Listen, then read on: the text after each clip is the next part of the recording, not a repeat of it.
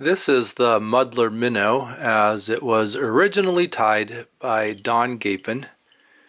According to his son, Dan, who tells the story and is recorded in Founding Flies by Mike Valla, this fly was developed kind of on the spur of the moment when Don Gapen was fishing in Ontario in August of 1936.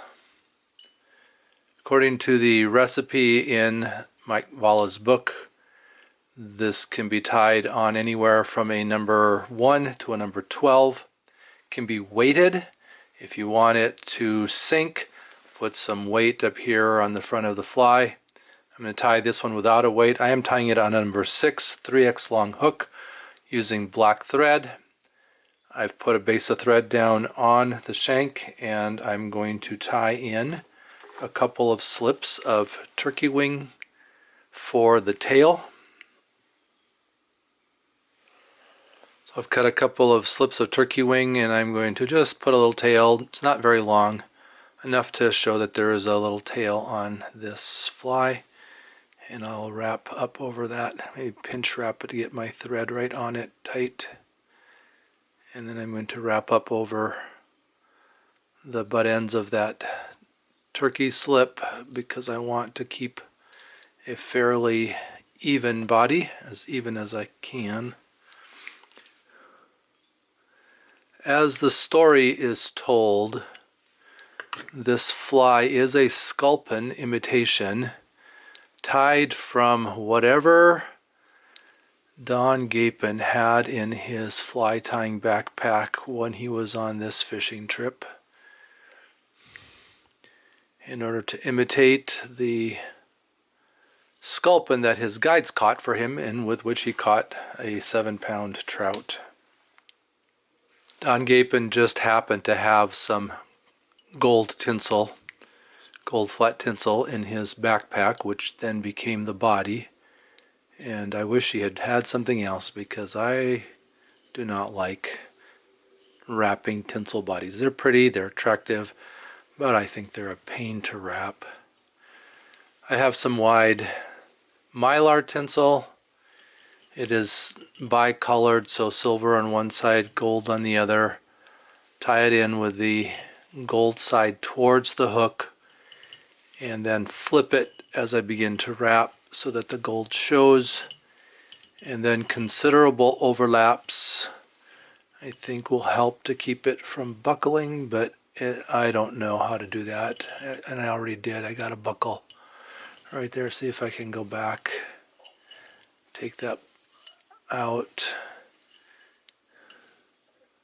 try to pull it tight and overlap. Yeah, I'm still getting it.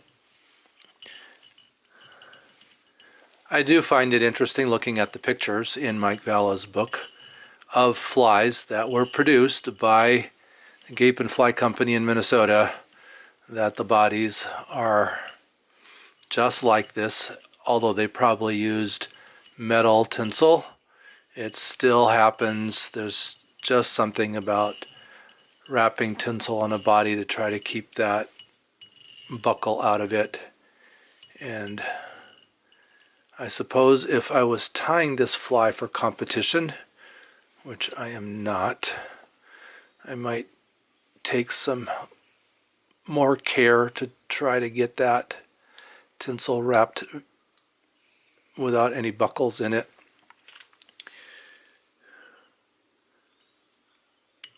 Clip off my extra. I did grab a long enough piece of tinsel so I had plenty to work with.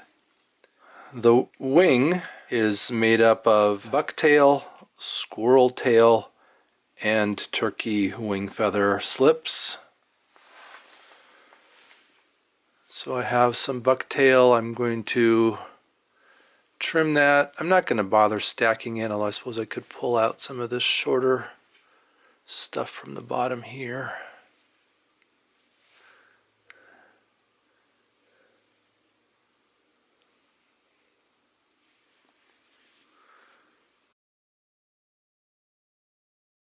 I'm going to take this off camera to clip it so that I can cut all of this into my basket. I'll have a straight cut. If I tilt it a little bit at an angle, then I think it works a little bit better not to get a step off when I tie that in.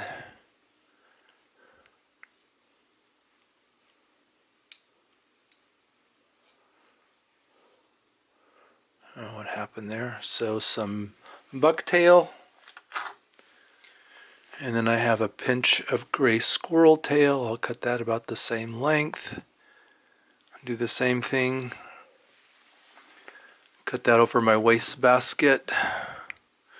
I'm making a mess on my table anyway, but I don't need to make extra mess by cutting all that stuff on my table. Wrap that in, tie that in, so I have bucktail, squirrel tail, and then I have 2 slips of turkey wing. I think this is turkey wing. Turkey wing or turkey tail will work either way, but I want that to come out about the same length as my other turkey, the tail, so I'm going to tie that on the back side first.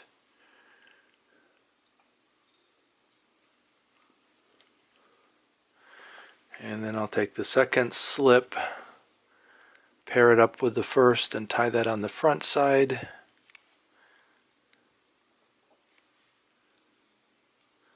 And I'm not using the traditional gape width for these. They're a little bit smaller than that, thinner. And get that wrapped up on there. It's sliding off that lip that I've created there, but so bucktail, squirrel tail, and turkey slips, and I'll clip off all of the waste up here. And I do want some bare hook shank there. That'll make the front of this fly wrap in a little bit easier. I have kind of crowded my eye a little bit more than I wanted to. Grabbing a clump of just deer hair. This is from the side. I'm fanning it, and I'm going to pull out all the fluff from underneath.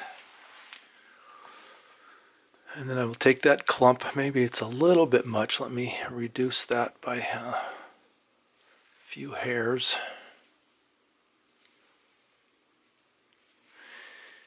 And this is where the significant difference happens between the original Muddler Minnow and all of its copies. So I'm going to pull on that and flare it and get it to spin, and it doesn't spin as well when I don't have a bare shank. But I think we got it. Take my thread through there one more time. And then I'm going to pull back. I don't suppose that Don Gapen had a packer half hitch tool, but I'm going to use that just to, I'm not really packing, I'm just moving everything back away from the eye. And then I'm going to use my half hitch tool to throw a half hitch on out in front here. And then I'll do a double. So double, I'm wrapping twice around my tool and then pulling it off the end of that. And I'm going to go ahead and do that a couple more times, and that will be the head on this fly.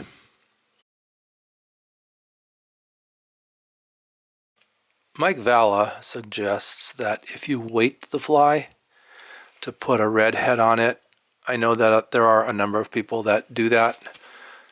Whenever they have a weighted fly, they tie a different color head on it to let themselves remember that that fly is weighted. I'll go ahead and push my scissors against the thread to clip it out.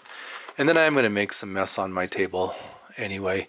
I'll just grab the long tips and just trim this very loosely So this is the big difference between the original Muddler and its later iterations, is that it did not have a finely tuned cone shape head on it.